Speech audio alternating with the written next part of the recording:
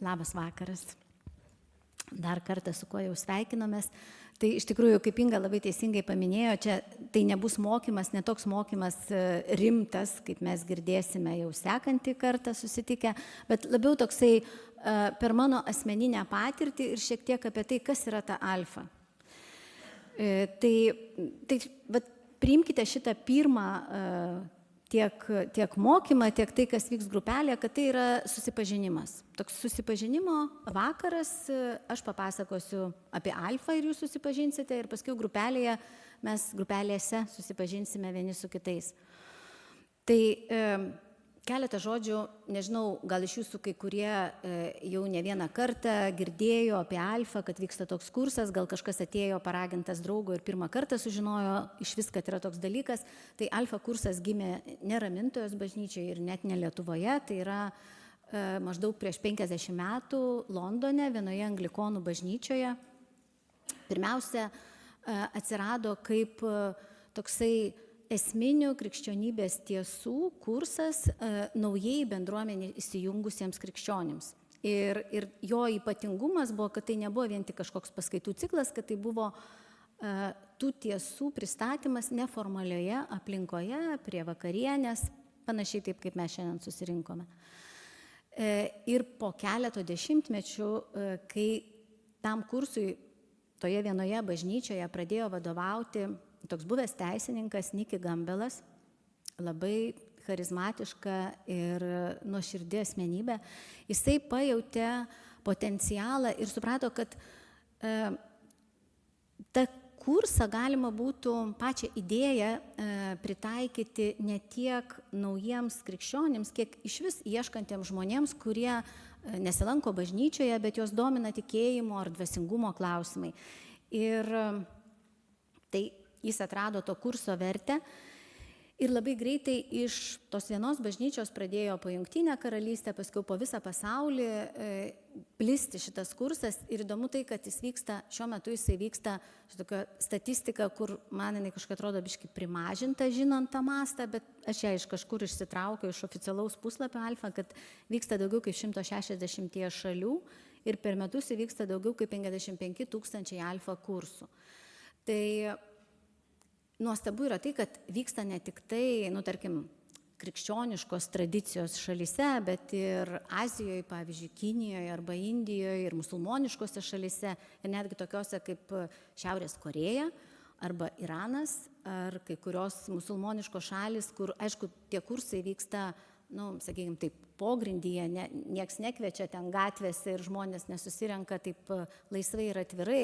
Ir juolab aš esu girdėjus liudijimų iš kokios Šiaurės Korėjos, kur kalėjime moteris pradėjo kalbėti savo kolegiams kalinėms apie tikėjimą, kad už tai gresia mirties bausmė ir nepaisant to, šitas kursas turi savyje kažką tokio, kad jisai gali vykti net tokiuose visiškai priešiškose aplinkose.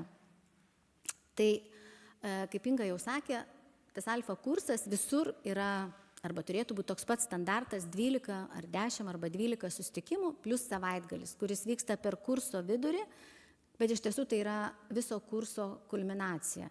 Ir kaip Inga pasakė, vyšnė ant torto, tai mūsų kunigas mėgsta sakyti, tai yra tortas ant vyšnios. Supras, kad svoris to savaitgalio, visa tai, kas vyksta iki to, tie mūsų susitikimai 5 ar 6, kurie būna iki savaitgalio, veda į jį ir visa tai, kas įvyksta po to, tarsi išeina kaip iš kažkokio šaltinio, iš to savaitgalio patirties. Ir pas mus nėra čia labai daug tos atributikos alfa kurso, bet gal pastebėjote, kad logotipas yra klaustukas. Ir iš tikrųjų, turbūt kiekviena kelionė, ta vidinė kelionė, tokia negeografinė prasme, prasideda nuo klausimo. Man labai patiko, aš čia neseniai girdėjau tokio vieno amerikiečio pastoriaus pokalbį, kuris pasakė, mūsų gyvenimo kokybė nemaža dalimi yra apsprendžiama, kiek mes sugebame savo ir kitiems užduoti tikrai kokybiškų gilių klausimų. Tai klausimas iš tikrųjų, kažkuria prasme yra varomoji jėga to, kaip mes atrandame dalykus gyvenime. Ir tų klausimų, pačių įvairiausių, nuo to, tokių, aš nekalbu apie buitinius klausimus ar tokius, kuo aš būsiu, gal koks mano pašaukimas irgi yra svarbus klausimas, arba, nežinau, kokia gyvenimo prasmė, kodėl aš nejaugi, šita tema beje vadinasi, nejaugi tai viskas, nejaugi mano gyvenimas yra gimimas, kažkokia ten vyksmas ir pabaiga, mirtis. Tai turbūt pats svarbiausias iš visų įmanomų klausimų, ir net nesvarbu, ar mes esam tikintis, netikintis, yra, ar Dievas iš tiesų yra. Nes nuo atsakymo į tą klausimą priklauso, kokį gyvenimą mes renkamės, arba kaip klostosi mūsų gyvenimas. Man atrodo, Dostojevskio frazė yra, kad jei Dievas iš tiesų yra, tai keičia viską. Tai kažkada į šitą svarbiausia, atsingu visą savo gyvenimą į šitą klausimą, ar Dievas yra, kuris karts nuo karto vis iškildavo man, aš didesnę savo gyvenimo dalį atsakydavau neigiamai.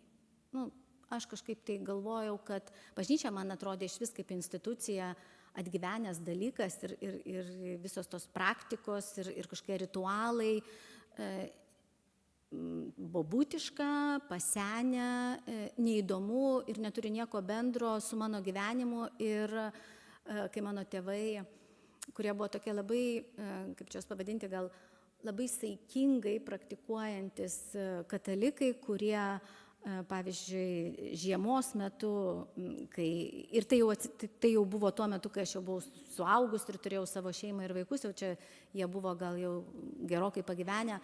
Žiemos metu jie eidavo į bažnyčią sekmadieniais, o vasarą jie važiuodavo į sodą. Ir tada taip, tai vasarą Dievo nėra, o žiemą jisai tada, kai šalta ir nėra daugiau ką veikti, tu galėjai eiti į bažnyčią. Tai, kalbant ir apie tai, kad galbūt nebuvo mano aplinkoje tokių pavyzdžių, kurie būtų mane uždegę ieškoti ir giliau kapstytis ties tuo klausimu. Ir, aišku, tas prasmės klausimas iškildavo, bet vis tiek toj kasdieniai rutinoje atsirado šeima, vaikai, jų būreliai, ten visokie mokslai, sveikata, darbas ir taip toliau. Ir aš atsimenu, kad prieš kokius gerus 10 metų, turbūt net atsimenu tą vietą savo sode, kur aš ten, man atrodo, ten kažkas tai atnešė kažkokią tai laikraštį, kaip keista, bet tai buvo tikrai popierinis laikraštis, aš atsimenu, ir ten buvo, aš perskaičiau interviu su, nepasakysiu pavardės, kažkokiu žymiu aktoriumi, kuris buvo ten panašaus 40+ amžiaus, kuris, ir jo frazė tame interviu buvo, po 40 tu supranti, kad gyvenimas iš esmės neturi prasmės, yra beprasmis. Ir aš atsimenu, man kažkaip, aš iki dabar prisimenu, ir man taip, viduj kažkas sukirbėjo, kad aš galvoju, nesąmonė, negali tai būti, kad gyvenimas yra beprasmis, bet aš neradau tokių gerų kontrargumentų tam teiginiui. Ir man visą laiką atrodė, pavyzdžiui, man visada buvo svarbi šeima, man niekada nebuvo svarbus mano darbas tiek, kad, nes aš branginau savo laisvalaikį, tą laiką su vaikais, su vyru, mes daug dalykų veikiam kartu, ir tas gyvenimas, kurį aš gyvenau, buvo, mano akim žiūrint, tikrai labai laimingas gyvenimas, ten buvo ir iššūkių, ir ko tik nebuvo, bet tai buvo įdomus gyvenimas. Ir prieš maždaug 10 metų, 16 metų pabaigoje, aš atsimenu, mes ryte su vyru atsisveikinome, išgėrėme kartu arbatos, papusryčiavom, visą laiką išvirdavo košę, ir po kelių valandų aš jau buvau darbe, man paskambino ir pasakė, kad jo nėra, kad jis mirė.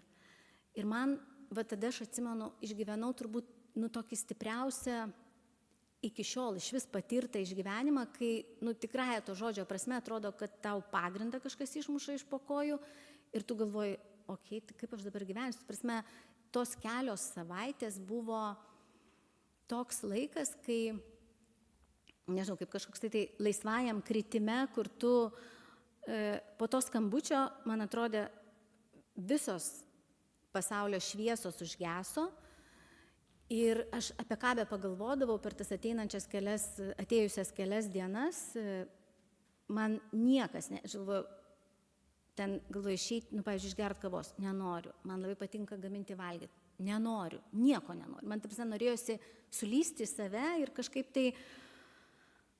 Ir tada aš atsimenu po kokią praėjus savaitę, gal po laidotuvių, aš nuėjau pokalbio, pastumėta draugė, sako, tu nueik pasikalbėk, gal tau palengvės, tu nueik pasikalbėk su kunigu. Ir tame pokalbė, nežinau, ten nebuvo kažko tokio ypatingo, bet aš iki tol laikiau save dvasingų žmogumi ir man atrodė, taip dabar pačiai juokinga, kad, kaip tas mano dvasingumas buvo, aš įsivaizdavau, kad aš dvasinga dėl to, kad aš skaitau geras knygas. Aš labai mėgstu teatrą, ten visus, bet ne bet kokį teatrą, ten aš neidavau kokį nors domino teatrą, aš eidavau gerus spektaklius arba ten koncertai. Aš supratau tą dvasingumą kaip tokį menišką kažkokį tai laiko leidimą.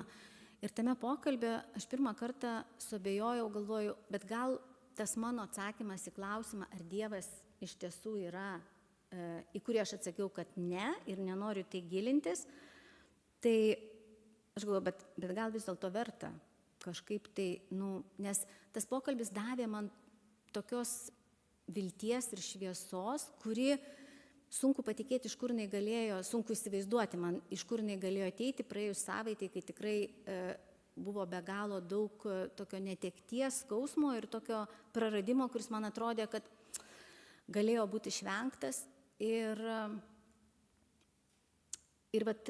aš išgyvenau tokia, kaip tarsi dvi priešingos srovės vandenyne. Viena vertus labai norisi, tiesiog nieko nesinori, o kita vertus kažkokia, kaip iš vidaus jaučiu, kad mane kėlė kažkokia gyvybinė jėga, nes man po kurio laiko pradėjo tiesiog džiaugsmas gyventi, kad aš esu gyva. Ir aš atsimenu, kai mes kalbėjom su kunigu laidotuvių dieną ir kažkaip jisai pasakė, net ne laidotuvių, bet jo mirties dieną jis pasakė, jūs dabar turėsite gyventi už du. Ir man tas už du, kad aš tarsi prisėmiau ir jo gyvenimą ir gyvenu kartu su juo, tik be jo, tas jausmas toks ir buvo. Ir žinot, aš, kai atsimenu, dar prieš kokius 20 metų, būdama jauna, lankiausi Amerikoje ir ten pas savo tokius pažįstamus, pas kuriuos gyvenau, kabėjo toks rėminta istorija, kurią jūs irgi gal kur nors ten ar Facebook'e, ar kur esate girdėję ir skaitę apie tai, kad Dievas ir žmogus eina pajūriu ir ten smėlyje įsispaudusios abiejų pėdos ir tada po kurio laiko tas žmogus mato, kad yra tik vienos pėdos ir atsisukęs jisai klausia Dievo, bet tai buvo tas laikas, kai man buvo sunkiausia, kodėl tu mane palikai. Ir Dievas jam atsako, aš nepalikau tavęs, aš per tą laiką nešiau tave ant rankų. Ir kažkodėl nežinau, aš ir kai ruošiausi šitam mokymui ir net dabar, šitoj vietoj, man visą laiką mane taip paliečia, ir aš atsimenu, kai aš buvau Amerikoje, man galvoju, koksai pigus sentimentalumas, kažkokia, tokia, nuvalkiota tokia frazė, ne frazė, bet ta istorija. Bet tada aš ją prisiminiau ir galvoju, bet Dieve, tikrai kažkas yra tokio, kodėl atsiuntė į mano gyvenimą žmonės, kurie staiga ištęsė tą pagalbos ranką ir kurie labai stipriai mane lydėjo per tą kelionę. Nes susitikimas su Kristumi iš tiesų labai dažnai įvyksta per žmogų, kuris į jį parodo arba atveda iki jo. Ir aš atsimenu, po vyro laidotuvių, kai buvo mišios už jį, nuėjome į bažnyčią, aš joje iš tikrųjų lankydavausi labai retai, ten per kiekvieną vaikų krikštynas, pavyzdžiui, arba ten, nežinau, kažkieno laidotuvės, kaip kad buvo tada. Ir man iki to laiko visą laiką mišios tai buvo tokia kančia, kažkoks nesuprantamas veiksmas, kur nuobodu, ten kunigas neįdomiai kažką kalba, kažkodėl reikia stotis, sėstis ir visas tas veiksmas manęs, aš sudalyvaudavau tokia kaip pašalinė.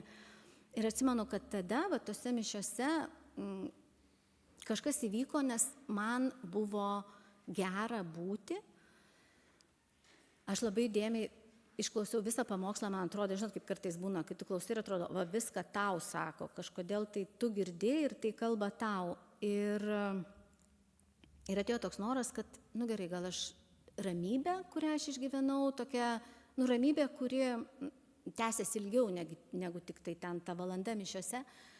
Ir aš galvoju, nu tai gal reikia ateiti dar į tas mišes, pažiūrėti, kas čia toliau bus. Ir po to, kaip kartais būna, kad aš atsimenu, ieškojau kažko internete, ten visai ieškojau kalėdinės prakartėlės Bernardinuose, ar ten vyksta tie gyvuliukai ar ne, nes mano sesers mergaitė buvo atvažiavusi svečius, norėjau jai parodyti ir užtikau, alfa kursas. Ir ten buvo turbūt pristatymas labai panašiai standartinis, kažkoks tikėjimo pradžiamokslis, ar ten kviečiame dar nelankiusius kažkaip taip. Aš galvoju, tai gal čia bus, nes pati aš nebuvau nei pirmos komunijos priėjus, tik buvau pakrikštyta. Ir galvoju, gal čia bus toksai, kaip pirmos komunijos, tik tai suaugusiam, kad aš ten sužinosiu, kaip elgtis bažnyčioje, ką reiškia, ką ten kunigo veiksmai. Ir aš nuėjau į tą alfa kursą, užsirašiau. Ir tai, ką aš sakiau prieš tai, kad alfa tai yra toks įvadinis, tarsi esminės tos krikščioniškos tiesos. Ir aišku, alfa buvo visai ne apie tai, nors tai iš tikrųjų yra pradžiamokslis, bet žinot, kame yra kabliukas to alfa kurso, kad viena vertus, tai lyg tai, pati pradžia alfa, pirma abėcėlės raidė. Tai gali sakyti, tie žmonės, kurie yra bažnyčioje ten daug metų, tai jau seniai praėjo. Bet iš tikrųjų, alfa kursas yra apie patirtį ir apie susitikimą. Alfa kursas visas yra nukreiptas ir jis yra apie vieną asmenį, apie Jėzų Kristų. Ir visos temos yra apie jį, kas jis toks yra, kodėl jis mirė, kaip su juo bendrauti, kaip jis mus veda, kaip atpažinti jo vedimą. Ir panašiai. Tai iš tikrųjų krikščionybės esmė ir yra ne kažkokios dogmos ar taisyklės, kurias reikia išmoktis, ar įsakymai, kurių reikia laikytis, tai yra krikščionybės esmė, yra Kristus. Viskas. Ir aš noriu perskaityti, kad nenukrypčiau nuo tos citatos, yra toksai rašytojas Liujisas, kurį turbūt žinote kaip Narnijos kronikų autorių. Jis yra krikščionis ir labai daug parašęs gerų knygų apie krikščionybę. Pavyzdžiui, tiesiog krikščionybė yra toks labai jo auksinis standartas, sakykime taip, gera knyga. Ir jis yra pasakęs, krikščioniškas tikėjimas, jei netikras, yra visiškai beprasmis, o jei tikras, tada be galo svarbus. Nebejotina tik tai, kad tikėjimas negali būti vidutiniškai svarbus. Tai alfa kursas yra turbūt apie tai, kad atrasti tikėjimą kaip be galo svarbu, kuris pakeis jūsų gyvenimą. Ir todėl, kol aš neturėjau, dėl ko aš galvoju pačioj pradžioj, kai per atgimimą visi taip grįžo į bažnyčias ir aš irgi ieškojau to tikėjimo, bet nebuvo, ne dėl to, kad nebuvo alfa kurso, tiesiog kažkaip neišgyvenau tos patirties ir veltis į tokį vidutiniškai svarbų tikėjimą, kai žiemą eini į mišias, o vasarą važiuoji ravėti, tai man kažkaip atrodė, ne, aš tikrai turiu geriau ką veikti.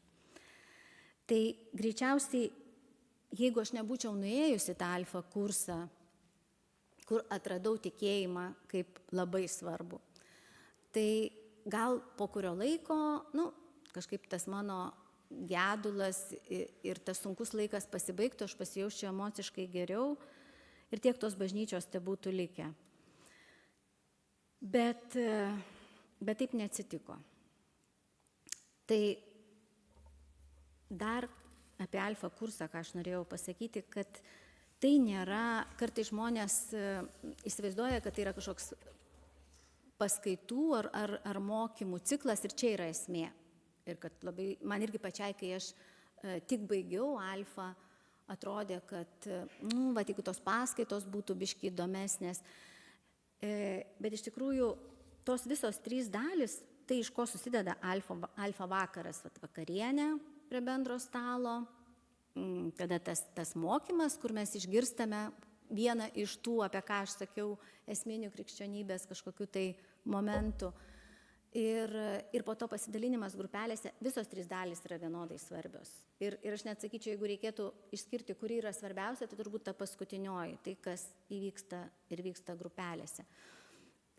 Ir čia vėlgi iš savo asmeninės patirties ir prisimindama savo alfa kursą ir kaip aš ten jaučiausi atėjusi iš tokios visiškai nebažnytinės, netikinčios aplinkos ir būdama netikinti, man buvo labai, nebuvo taip, kad aš atėjau ir sakau, bet kaip fainai, kaip aš čia noriu būti, kaip man ten patinka, man buvo daug dalykų, kurie nepatiko. Tas mano kursas buvo jau pakankamai seniai, 17 metų pradžioje, bet aš vis tiek atsimenu ir tą savo tos jausmus, kuriuos išgyvenau.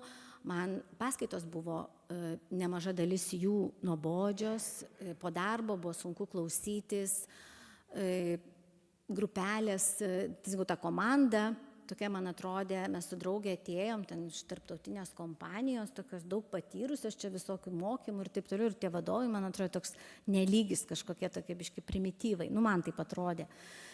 Ir kas dar, man nelabai norėdavosi ten toj grupeliai kalbėtis, bent jau iš pradžių. Bet žinot, turbūt, ir aš galvoju, kodėl aš vis dėlto pasilikau ir tikrai nepraleidau nei vieno susitikimo, išskyrus vieną, kur jau ten buvo labai pateisinama priežastis, kas mane traukė ateiti, tai yra žmonės, komanda. Nes aš jaučiau, nepaisant to, kad kai kurie man atrodė nelygis, bet aš jaučiau, kad jie nuoširdžiai manęs laukia. Neapsimestinai, dėl to, kad jiems ten pravedė mokymą ir pasakė, jūs turite dabar laukti tų žmonių. Ne, dėl to, kad iš tikrųjų patys patyrė tą patirtį buvimo alfa kurse, nes visi, kurie yra komandoje, patys yra praėję alfa ir jie tą gavę nori atiduoti. Ir tie žmonės, su kuriais aš susitikdavau, aš žinau, kad jiems tikrai įdomu ir kaip aš ten gyvenu, ir kaip praėjo mano savaitė. Ir jie mane kalbina ir šypsosi man ne dėl to, kad taip reikia, bet dėl to, kad jie iš tikrųjų yra nuoširdus tame santykėje į mane. Ir savaitgalis atėjo ir man savaitgalėje dalyvauti, jeigu jūs galvojat, čia dabar kažkur miegot, svetimoje vietoje, su svetimai žmonėm, ne vienutėsgi ten bus ten 2 viečiai ir bus ir 4 viečių kambarių ir ten gal kas nors ir biški knarks ar dar. Ir aš tikrai nenorėjau ten, aš ir nenorėjau važiuoti, bet aš supratau, kad jeigu aš jau čia esu tam kurse, tai man reikia ten važiuoti. Tiesiog, nes aš tada prarasiu kažkokią tai labai svarbią tos patirties dalį. Ir iš tiesų tas savaitgalis, ten vienu momentu jau galvojau, gerai, kad aš nevairuoju, tuo metu nevairavau ir neturėjau mašinos, tai galbūt jau ir išvažiavusi, nes jau visko atrodė per daug, bet aš pasilikau. Ir aš taip džiaugiuosi, kad pasilikau, nes, žinot, tas susitikimas, kai mes sakome, krikščionybė yra apie Kristų ir bet tikslas būti čia yra, kaip tikslas, siekiamybė yra jį sutikti. Tai, aš jo nesutiksiu taip kaip Ingos ir nepasikalbėsiu, kad, nebent išvažiuosiu po to į psichiatrinę. Bet žinot, kai tas susitikimas jis įvyksta širdyje, bet kai jis įvyksta, tai tu žinai, kad jis tikrai įvyko. Nes kažkas pasikeičia ir nebebūna taip, kaip buvo prieš tai. Ir kai aš išvažiavau iš savaitgalio, aš jau supratau, kad, panašu, kad aš jau įkliuvau ir jau mano nebebūsiu jau netikinti, kad aš noriu eiti tuo keliu ir noriu tikėti. Tai Jėzus yra pasakęs, Evangelija yra tokia labai graži jo frazė, kur aš noriu šiek tiek ties ją sustoti. Jisai sakė, aš esu kelias, tiesa ir gyvenimas. Ir gali nuskambėti labai kelias, tiesa ir gyvenimas. Ką tai reiškia, kad Jėzus yra kelias? Nežinau, kaip jūs jaučiatės, kartais atrodo, kad pasaulis gyvena tokioje sumaištyje. Ir aš galvoju, kaip jaučiasi tie žmonės, kurie neturi tikėjimo šiais laikais. Man atrodo, kad Jėzus parodo kryptį ir tuo pačiu jis numalšina alkį, kuris yra kiekviename iš mūsų tas alkis, kai mes trokštame to, kai aš neturėjau to atsakymo, kokia yra prasmė, kokia yra prasmė gyventi ir kaip kontrargumentuoti tą teiginį, kurį aš išgirdau. Ir, žinot, kartais kai sakau, kad aš buvau netikinti, tai kiekvienas iš mūsų turbūt turim kažkokį tai Dievo, kaip kažkokios aukštesnės jėgos ar nežinau, energijos, kažkokį tai įvaizdį, kad mes galvojam, kad visa tai, kas yra, tai nėra tik tai, tai, ką aš matau, kad ne tik tas materialinis ir fizinis pasaulis, bet yra kažkas daugiau. Tai aš irgi turbūt, jau dabar man sunku prisiminti, bet apie kažką ir kartais aš sakydavau, o Dieve, kodėl viskas yra, tai tas Dievas, jisai kažkokiu tai būdu mano gyvenime turbūt buvo, kaip ir daugumoje mūsų, bet koks tas Dievas yra ir kaip aš galiu pajausti, kad jis mane myli, kad jis buvo tas, kuris nešė mane per tą sunkų laiką ant rankų. Čia kartais pas mus ateina toks vienas kunigas, jėzuitas, kuris man labai patinka, kaip jis taip provokuojančiai pristatydamas temą, kas yra Jėzus, jisai klausia, koks yra Dievas, koks yra jūs, nes mes kiekvienas turim kažkokį Dievo įsivaizdavimą, susikūrę. Ir tada ten būna iš auditorijos, iš žmonių daug įvairiausių variantų, ten kažkas sako geras, kažkas sako teisingas, kažkas ten ir sako, o kodėl, iš kur jūs tą žinote? Aš taip jaučiu, arba aš taip patyriau, arba aš ten, taip galvoju, mane taip mokė gal. Ir jisai sako, teisingas atsakymas yra Jėzus. Tai, koks yra Dievas, tai nėra mūsų kažkoks įsivaizdavimas, bet tai, koks buvo, yra Jėzus Kristus, tai koks yra Jėzus, koks yra Dievas, mylintis, besąlygiškai besiaukojantis dėl mūsų, priimantis mus tokie, kokie mes esame. Tai tas Jėzus yra kaip ir Dievas, ir kelias į Dievą. Jis parodo, koks jis yra, ne mūsų įsivaizdavimas, bet tikras Dievas. Ir kai jisai sako, aš esu tiesa, tai, žinot, kartais mes dabar sakome, kad yra daug tiesų. Yra mano tiesa, yra tavo tiesa, bet tiesa ne nuomonė. Nuomonių gali būti daug ir kažkokių įsivaizdavimų gali būti daug, bet tiesa, pats žodis, tai reiškia, kad tai yra objektyvi tiesa. Ir jeigu jinai yra tiesa, reiškia, jinai yra tiek pat tiesa man, kiek tiesa ir jums. Ir mes galim tą ignoruoti, kad tai yra tiesa, bet arba mes vieni apsigauname, arba kiti, bet tiesa, jeigu mes savo gyvenimus krikščionis remiame klaidingais įsitikinimais, tai kuo greičiau atsitokėsime, kaip sakant, tuo geriau. Yra toksai vienas veikėjas, galvoju, kaip čia jį pavadinti, veikėjas ir rašytojas, intelektualas, toks Paul Kingsnors, britas. Ir jisai viename savo interviu pasakojo, kaip jisai atrado Kristų ieškodamas tiesos. Jisai visą gyvenimą irgi ieškojo dvasingumo ir kaip jisai sako, aš visą laiką ieškojau dvasingumo, ieškojau budizme, ieškojau kažkokiose meditacijose, ten pagoniškose ritualuose. Ir tai, ko jis ieškojo kažko, kas atitiktų jo poreikius, kad prisitaikytų tarsi prie jo poreikių. Ir sako, vienu metu gyvenimo vidurį aš priėjau tokią, tarsi kryžkelę, kai aš pagalvojau, aš tiesiog noriu sužinoti, kas yra tiesa. Ir per tas patirtis, kurias jis išgyveno, jis neieškojo Kristaus ir mažiausiai, ko tikėjosi, kaip jis pats sako, tai rasti tiesą krikščionybėje. Bet tos patirtis, kurias jis išgyveno prieš jo paties norą, jį atvedė į krikščionybę.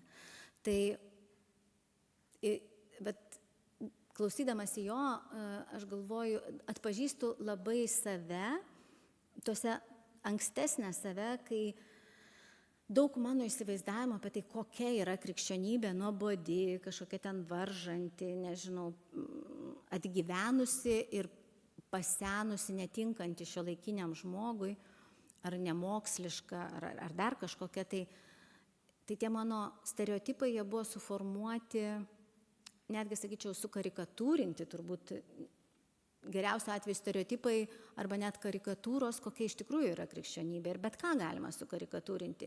Ir kaip tas Paul Kingsnorth sako, pradėjęs gilintis, aš supratau, kad ir tie krikščionys, kurie tikrai tiki, ir pati krikščionybė yra daug gilesnė, gražesnė ir visai kitokia, negu aš ją suprasdavau iš tų karikatūrų. Ir aš, aišku, ten nesakysiu, kad yra daug mokslininkų, kaip vienas žmogus žinos, turbūt gal prisimins, su kuriuo mes kalbėjome, sakė, vis tiek tikintis mokslininkai yra mažuma. Mainstreamas yra netikintis. Ir taip, bet net ir ta mažuma mokslininkų, kurie ir pačių žymiausių, ir ne mokslininkų, kokių ten, nežinau, humanitarų, bet astrofizikų ir biologų ir tarkim, žmogaus genomo atradėjas, tas, kuris vadovavo genomo projektui, neatsimenu dabar jo pavardės, bet jis bus filmuke, kurį aš jums persiusiu. Jisai sakė, aš gyvenimo viduryje atradęs krikščionybę, sakė, aš pagalvojau, aš būdamas mokslininkas, iš anksto atmečiau a priori tikėjimą ir Jėzų Kristų, neišsinagrinėjęs visų faktų ir įrodymų. Tai Kristus yra tiesa tokiam dviem prasmėm. Viena yra kaip intelektualinė tiesa, kur mes galim, nežinau, perskaityti, kiek yra, sekančią savaitę apie tai pasakos mums Benas Ulevičius, kiek yra įrodymų apie tai, kad Kristus bent jau kaip istorinė asmenybė egzistavo, tikrai gyveno. Bet kai žydai Jėzaus laikais sakydavo ir naudodavo tą žodį tiesa, tai tame buvo ir intelektualinė tiesa, bet desnė dalis buvo tokia tiesa, kuri yra asmeninė, kai tu pažįsti. Kaip viena mergina pasakojo, kad sako, aš ėjau į alfa kursą norėdama sužinoti apie Jėzų. Bet alfa kurso metu aš jį pažinau. Tai kai mes sakome, kad tikime, jog Jėzus yra tiesa, tai ne tik tas intelektualus pažinimas, bet ir tas asmeninis pažinimas, kuris yra santykio patirtis per kažkokį tai laikui einant, per kažkokį tai laiką. Ir trečias dalykas, tas pasakymas Jėzaus, kad aš esu gyvenimas, tai ką reiškia gyvenimas?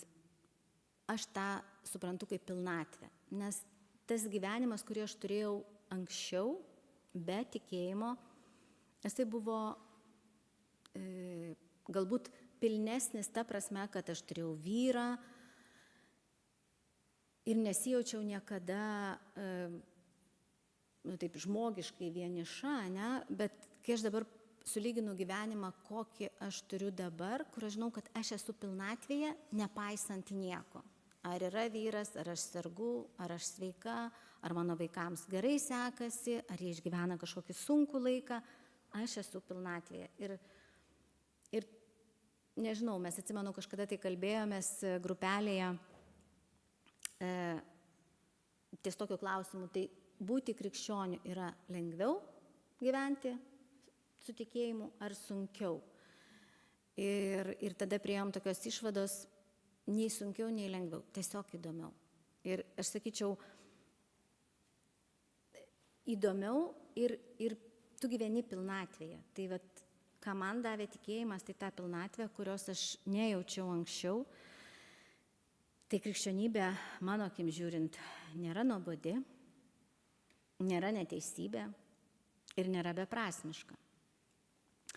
Ir kai mūsų kunigas Algirdas, kuris paprastai, kai jis yra, tai jisai sako šitą mokymą, jisai visą laiką naudoja tokią rankinio stabdžio analogiją. Ir jisai sako, jeigu jau jūs atėjote čia, ir tiek daug jūsų atėjo, kažkas gal jūs pakvietė, gal pasiūlė, gal sužinojot, gal nusprendėt išbandyti tiesiog, nes kažką atėjo toks laikas.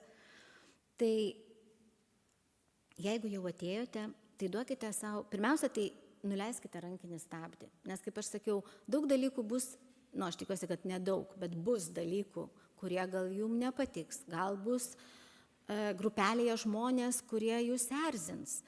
Bet jūs patys nustepsite, nes žmonės po to liudija, pasibaigus tiems 12 susitikimų, 12 savaičių, jie po to per paskutinį susitikimą sako, bet kai aš pirmą kartą tave pamačiau, tu man toks pasirodė kažkoks, nežinau, nefainas kaip minimum, arba ten dar kažkoks tai. Bet per tuos mes išmokstame priimti pačius įvairiausius žmonės ir beje, čia tuo pačiu pasakysiu, kad grupelė tokia, kokia šiandien jūs susėdate prie stalo, tai jinai ir lieka per visus 12 susitikimų. Nebent taip atsitiko, kad nepaisant visų mano pastangų, grupelėje susitikote su kažkuo, su kuo labai artimai pažįstamas esate. Tai gal būtų geriau, kad nebūti su artimu pažįstamu ar draugu, ar nežinau, kolega. Tai duokite žinią tada savo grupelės vadovui. Tai žodžiu, rankinį stabdį reikėtų nuleisti ir priimti kaip nuotykį. Šitą 12 savaičių kelionę kaip nuotykį ir ką? Gal tai, ką aš dabar jums čia prišnekėjau, galvojat, kažkaip čia pritempta, čia man tas netinka ir anas aš nepatinka ir čia biški. Tai žodžiu, ir labai gerai. Ta prasme, jūs tikrai neturite su manim sutikti ir tas laikas grupelėse yra geriausias laikas, nežinau, pasiginčyti su tą nuomonę, kurią išgirdote per mokymą, pasikalbėti, iškelti klausimus, kartais dalyviai, gana dažnai dalyviai skundžiasi, ypač gal po pirmo karto ne, bet jau po kokio trečio, o ypač po savaitgalio, kad laiko grupelėse, kur yra apie 45 minutės, yra ryškiai per mažai. Bet mes sakome, bet laikas yra kažkam per mažai, kažkam per daug. Todėl tas laikas 45 minutės yra pats tas ir tikslas nėra toje grupelėje rasti visus atsakymus ar ten viską aptarti. Tikslas yra bent jau išeiti su klausimu. Ir gal tą klausimą jūs išsinešite ir paskui kalbėsite savo aplinkoje, ten, kur jūs sugrįžtate. Tai, žodžiu, neturite sutikti, bet pasikalbėti tikrai yra gerai. Tai ką dar aš čia norėčiau užbaigiant, galvoju, ko aš čia dar tokio nepasakiau apie patį alfa kursą. Aš atsinešiau puodelį koplyčią dėl to, kad man kartais iš nervų, kas yra 3? 3 kartai, taip.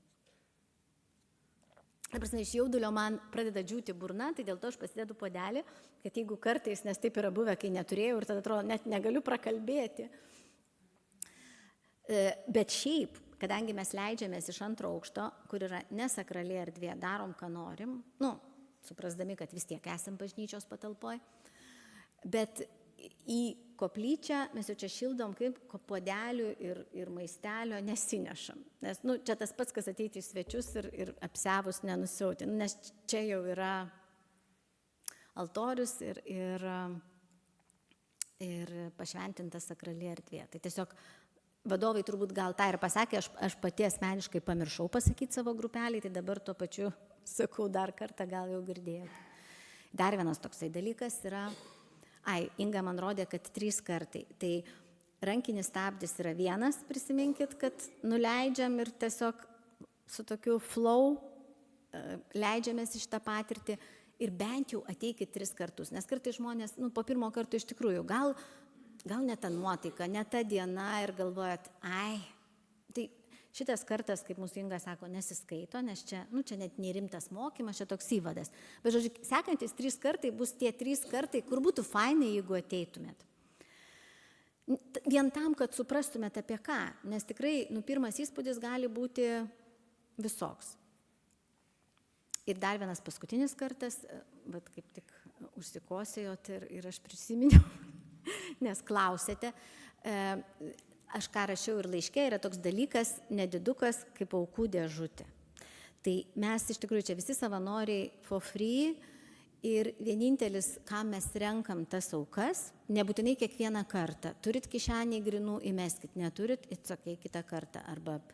Arba jeigu iš vis neturit, gyvenate dabar tokioje sudėtingoje situacijoje, kad neturit iš ko. Ir irgi, kažkas kitas turės, nes mes perkame maistą Ir kai aš sakau, tai čia visi savi, bet kai atvažiuoja iš kito miesto, pavyzdžiui, kitą savaitę bus iš VDU mūsų Benas Ulevičius, dažnas lektorius, tai mes tiesiog nedidelę auką atsilyginam už benziną ir už jo laiką. Nu tai va, tai gal kaip ir maždaug viskas ir turėsim laiko grupelėse, tai dabar aš galvoju, bet mes dar neišėjom. Tai Inga pasakys, kokiu metu grįžtam, kadangi dabar dar reikės grupelės, vadovai ateis čia ir tada išsives savo grupelės.